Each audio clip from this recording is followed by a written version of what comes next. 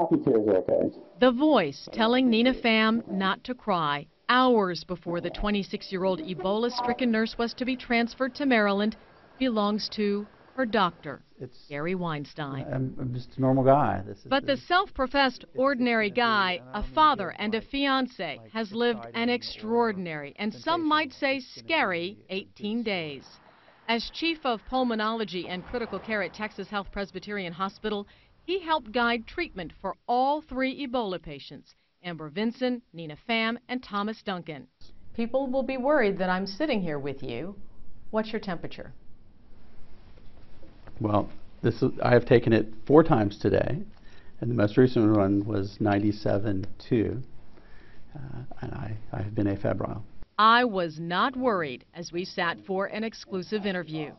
By the time Dr. Weinstein became involved in the hospital's Ebola crisis, Thomas Duncan was on dialysis, intubated, and unconscious. The nation's best experts on Ebola had helped choose an experimental medication, but it did not work. Did you know he was dying? And that it was imminent? It was very, very quick.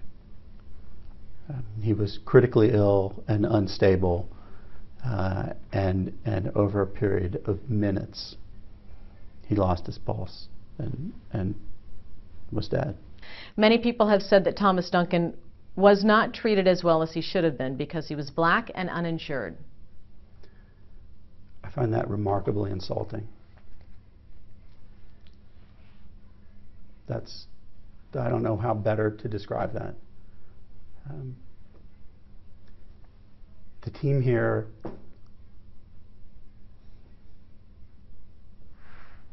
worked their tails off to try and save his life.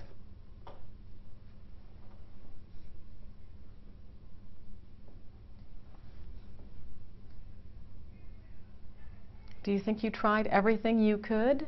Yes. Do you think he could not be saved? Yes, he was too sick.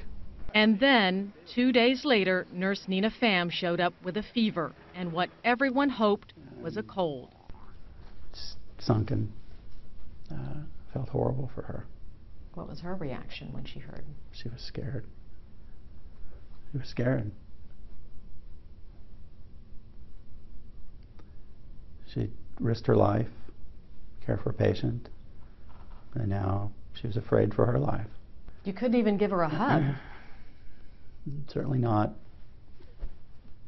Certainly not like you'd want a hug. A hug through a couple layers of plastic is probably not as comforting as she needed. Did you do that? You bet I did. Dr. Weinstein says the entire time he was involved with Nina Pham, Thomas Duncan, and Amber Vinson, everyone on the team was wearing hazmat gear from head to toe. They all believed they were fully protected. So how do you think it happened? I think that these 2 nurses took care of a critically ill patient at a time when he was not in control of his body fluids, and at a time when the recommendations from the CDC that we were following did not include the full respiratory mask. I don't know that, but that's what one person thinks. That's me. The CDC Friday night confirmed to News 8 that changes to the protective equipment required for Ebola treatment are imminent because of what was learned inside Texas Health Presbyterian.